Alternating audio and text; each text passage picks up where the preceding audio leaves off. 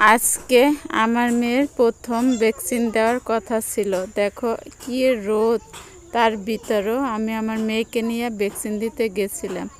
কিন্তু দুঃখের বিষয় একটাই, আজকে আমার মেয়েকে ভ্যাকসিন দিতে পারিনি। যে ভ্যাকসিন দিবে সে নিজেই আসেনি। যে হসপিটাল যে শুনি সে নাকি অসুস্থ। আসলে এত মেয়ে কোলে নিয়ে আরেকটা মেয়ে হাতে ধরে যাওয়াটা কতটা কষ্ট তারা তো আর জানে না। এই যে আমি হাঁটতে হাঁটতে চলে যাচ্ছি ভ্যাকসিন দিতে।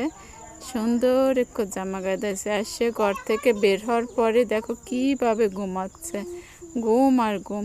এই ঘুম তার ভাঙে আবার বাসায় আসি, তখন আমি ভ্যাকসিন দিতে যাচ্ছি 11টার দিকে, আর বাসায় আসছি তখন প্রায় 2:30 বাজছে। এতক্ষণ আমি হসপিটালে বসে অপেক্ষা করছিলাম ভ্যাকসিনের জন্য। আমি একা অবশ্য অপেক্ষা করিনি, আরও অনেক লোক আসছিল, অনেক বাচ্চা নিয়ে আসছিল। কিন্তু সেখানে একটা বান্ধবীর বোনের সাথে পরিচয় হয়ে গেল। আজকে 17 বছর, 18, 19, 20 বছর তাদের সাথে আমার কোনো যোগাযোগ নাই। আসলে এখানে গেলে বাজারে কেউ না কেউর সাথে দেখা হয়েই যায়। পরে অবশ্য বান্ধবীর সাথে ভিডিও কলে কথা বলিয়ে দিছিল। এই যে আমরা হেঁটে যাচ্ছি, এখানে যে ঘরগুলো দেখতে পাচ্ছ সবগুলো হিন্দুদের ঘর। এই রাস্তা দিয়ে কত আমি আগে হেঁটে গেছি কলেজে। এই রাস্তা দিয়ে আমি ম্যাক্সিমাম সময় এই রাস্তা দিয়ে আমি কলেজে যেতাম। আর ভিতর দিয়ে কাঁচা রাস্তা, পাকা রাস্তা ওটা অনেক দূর, ওখান থেকে খুব কম যেতাম।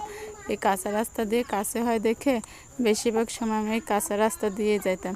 এই সবগুলোই হিন্দুদের ঘর। স্বর্ণর দোকান, মুদিখানা দোকান, চায়ের দোকান, ফার্মেসির দোকান, ক্লিনিক, এগুলোই এখানে বেশি, যেহেতু হসপিটাল রোড।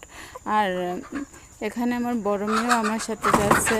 দেখো বড় মেয়েকে না নিলে তো আমি যেখানে যাব ছোটোকে নিয়ে যাই না, বড়কে আমার নিতেই হয়। আর বড় মেয়েকে আমি সাথে নিয়ে গেছি, না হলে বাসায় রাখতে পারবে না। ছোটোটাকে রাখতে পারবে কিন্তু বড়টাতে রাখতে পারবে না। এটাই হচ্ছে হসপিটাল। দেখো সরকারি হসপিটাল কতটা নীরব। এখানে 2টা ইউনিট আছে।